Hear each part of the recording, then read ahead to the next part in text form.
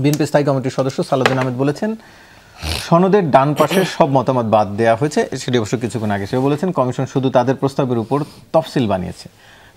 যদি কোনো ধরনের নোট অফ ডিসেন্ট নাই রাখা হয়, দিন শেষে কমিশন যা প্রস্তাব করলো সেটিই যদি করা হয়, তাহলে 9 মাস ব্যাপী কেন আলোচনা? মানে তাহলে তো ফেব্রুয়ারিতে যে প্রস্তাব দিয়েছিল এটার উপরে গণভোট দিলেই পারত।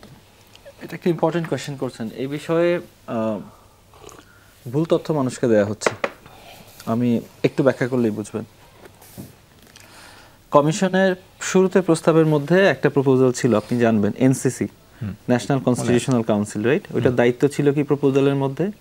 তারা অ্যান্টি কারাপশন কমিশন, দুর্নীতি দমন কমিশন, পাবলিক সার্ভিস কমিশন, এই জিনিসগুলোতে নিয়োগ করবেন, একটা নিয়োগের একটা ব্যবস্থা তৈরি হবে। বর্তমানে প্রপোজালে কি সেটা আছে? নাই, তাই না? সো কথাটা অসত্য। 9 মাস আগে যে প্রপোজালটা ছিল ঐক্যমত্য কমিশনের, আমি জাস্ট একটা উদাহরণ দেখালাম, সেটা কিন্তু এখন ওই জায়গায় নাই, একটা ডিফারেন্ট একটা প্রপোজাল আসছে। এই প্রপোজালটা কিসের ভিত্তিতে আসছে? অধিকাংশ রাজনৈতিক দলের ঐক্যমত্যের ভিত্তিতে আসছে।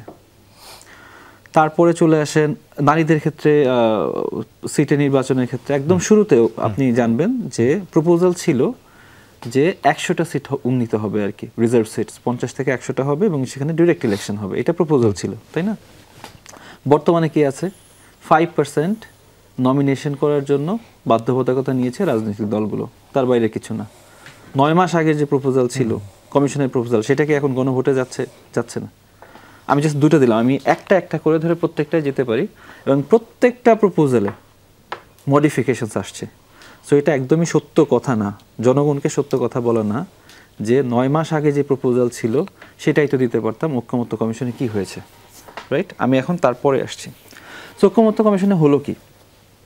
বিএনপির এনসিসিতে চরম আপত্তি ছিল, এবং এটা নিয়ে কিন্তু আমরা ঐক্যমত্য কমিশনে আলোচনা করে এটা কিন্তু ফাইনাল প্রপোজালে নাই। সো বিএনপির এটা এক ধরনের বিরোধিতা, যেটা তার ঘোরতর বিরোধিতা ছিল, সেই জিনিসগুলা ঐক্যমত্য কমিশনের সামনে নেয়নি।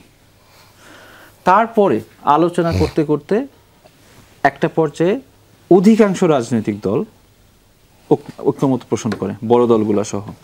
যেই বিষয়গুলোতে তারা একমত হয় সেই বিষয়গুলোকে ধরা হয় যে আচ্ছা এই বিষয়ে ঐক্যমত্য পোষণ হলো। একটা এজেন্ডা 1 দিন 2 দিন 3 দিন 4 দিন আলোচনা করা হয়েছে, আবার কিছু এজেন্ডা এর থেকে অল্প সময় আলোচনা করা হয়েছে। বাট যখনই ঐক্যমত্যে আসছে এবং প্রত্যেকটা পার্টি তখন এখান থেকে মেনে নিয়েছে, তখন সেটা নোট করা হয়েছে, লিপিবদ্ধ করা হয়েছে।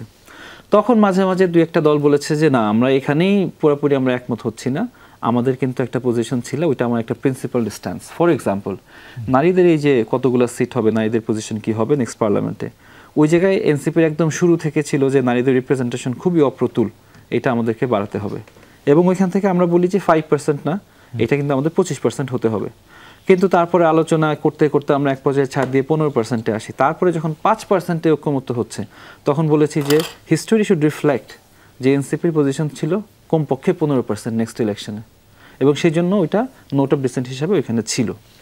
তাহলে আমি সামনে চলে আসি, তো কি হলো, যেই বিষয়গুলো ঐক্যমত্য হয়েছে সেই বিষয়গুলো লিপিবদ্ধ করা হলো, এবং তারপরে রাজনৈতিক দলগুলো যেই বিষয়ে একটা হিস্টোরিক্যাল একটা ফুটনোট ওইখানে দিতে চেয়েছিল, একটা রেকর্ড রাখতে চেয়েছিল, সেই জিনিসগুলা নোট অফ ডিসেন্ট হিসাবে ওইখানে থাকলো। এর মধ্যে একবার সালাউদ্দিন ভাই বলেছে আচ্ছা রাজনৈতিক দলগুলো তাদের যদি দ্বিমত থাকে, তারা যদি ইলেক্টেড হয়ে আসেন, তাহলে তো তারা সেটা বাস্তবায়ন করার দাবি রাখে। তখন আলী রিয়াজ স্যার, এটা 17 তারিখ হবে এটা, তখন আলী রিয়াজ স্যার তখন বলেন যে অবশ্যই যে কোনো দল যদি জিতে আসে সংসদে, তাদের যদি সংখ্যার গরিষ্ঠতা থাকে এমন পর্যায়ে যে তারা সংবিধান পরিবর্তন করতে পারবে, তাদেরকে তো কেউ বন্ধ করতে পারবে না সেটা পরিবর্তন করা, অবশ্যই করতে পারবে। তো সেই জায়গা থেকে নোট অফ ডিসেন্টটা আসছে।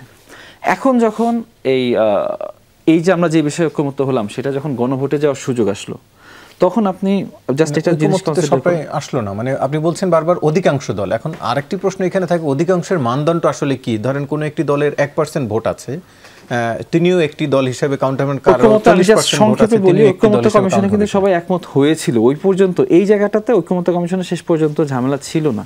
তারা যখন ঐক্যমত্য বললো এটা আমরা ঐক্যমত্য ধরে আগাচ্ছি, তখন কোন দল ওইখান থেকে বলে না যে এটা ঐক্যমত্য হয়নি, আপনি কেন ঐক্যমত্য ধরে নিচ্ছেন, আমি এখান থেকে চলে যাই। কমিশন তো এখন নোট অফ ডিসেন্ট গুলো বাদ দিয়ে আমি যেটা বললাম, নোট অফ ডিসেন্টের পজিশনটা ওইটা ছিল যে we agree on this things, in addition to this I have this notes of dissent. এটা তো আপনি দেখবেন নোট অফ ডিসেন্ট থাকা মানে আসলে আমার এখানে ঐক্যমত্য নাই, আমার এক ধরনের আপত্তি আছে। না ঐক্যমত্য না থাকলে কনসেনসাস হয় কিভাবে? যেগুলো ঐক্যমত্য সেইগুলো কিভাবে লেখে?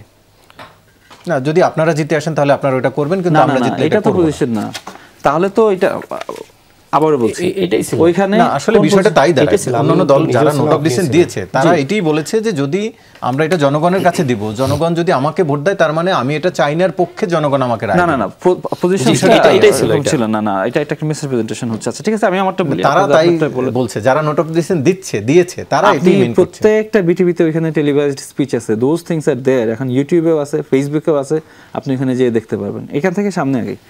এখন যেটা হয়েছে, একটা বিষয় ধরেন, আমি উদাহরণস্বরূপ বলি, নোট অফ ডিসেন্ট সহ যদি এটা গণভোটে যায়, হোয়াটস দ্য প্রবলেম দেয়ার? এটা খুব সহজভাবে যদি বলি আমরা, ধরেন আমাদের তো 48টা প্রপোজালের উপরে যাচ্ছে, হ্যাঁ হ্যাঁ 48টা প্রপোজালের উপরে গণভোটে যাবে। এখন গণভোটে ফর এক্সাম্পল নারীদের হচ্ছে হলো ভোটের আসনের ক্ষেত্রে আমাদের পজিশন আছে 15%, রাইট? বিএনপির পজিশন আছে ধরেন আপার হাউস পিয়ারের সেটা আরো জটিল হয়ে যাবে, আপনি না, এটা সেটা হবে না, আমি বলতে চাইছেন। খুব সংক্ষেপে বলি। আমি যখন মানুষকে হ্যাঁ ভোট দিতে বলছি, তখন আমি মানুষকে কিসের পক্ষে ভোট দিতে বলছি? নারী 5% ভোটের ক্ষেত্রে, নাকি যেটা বিএনপির পজিশন, যেটার সাথে আমি এগ্রি করি না, সেটার পক্ষে আমি ভোট দিতে বলছি? Do you get my point? So it's not possible practically to have notes of dissent এবং তারপর এটা গণভোটে পাঠানো। এই প্র্যাকটিক্যাল সমস্যার সমাধানটা কি? এটার কোনো সমাধান এখানে নাই। আর যদি প্রত্যেকটা দল তাদের নির্বাচনী ইশতেহারে যেটা দিবে সেটা যদি ওইভাবে করে, তাহলে আমার তো আসলে বসার কোনো দরকার নেই, এটা মানুষের কাছে তাহলে পাঠাচ্ছি। গণভোটের দরকার নেই, আপনি সেটি বলছেন।